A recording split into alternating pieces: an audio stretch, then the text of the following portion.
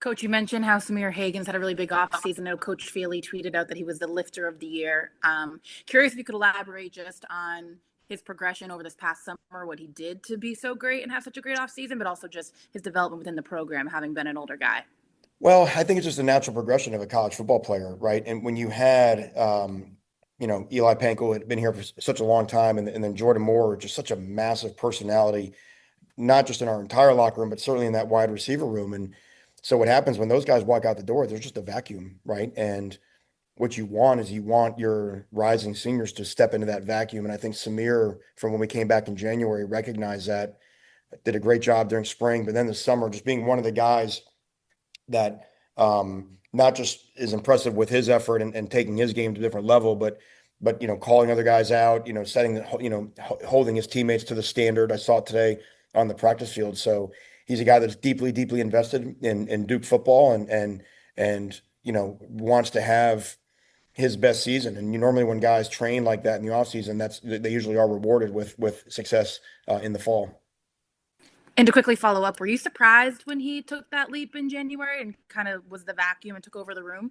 I don't think so. No, the guys have it in them, and as you mentioned, they sometimes they just have to bide their time and wait their turn because you do have such strong personalities in the classes ahead of them. But no, I felt that would be something we could rely on Samir for. Yeah, Coach. Thanks for taking the time. I wondered about the back end of your roster and the house decision. How you handled the guys who were walk-ons. Coming in. At the end of last year, then coming into this year, using all 105 scholarships. You have more than 105 on your team. If you could elaborate on how you kind of handled all that. No, we'll always have walk-ons at Duke. I think walk-ons are vital to the fabric of college football, and I think that we have outstanding walk-ons here, who have to fight it out on campus every day, with what an elite institution this is academically, and then they come over here and really contribute to our team. So that's important for us, and that's how we'll be going forward. Yeah. Manny, I wanted to ask you kind of a big picture question. How did you feel about the injury report or availability report being mandated by the ACC for conference games this year? I think it is what I mean, whatever. When I was at Miami, I think we had it then, and then it went away, and I don't spend a lot of time thinking about that. We'll do what they tell us to do. Hey, Coach. Thanks for the time. Sorry if I joined the meeting a little bit late, so forgive me if this question was already asked, but just curious as to how you've seen the first week of practice progress as you guys look to take another step forward in your second year. Yeah, as I mentioned, we put a lot on them in week one. They handled it really well.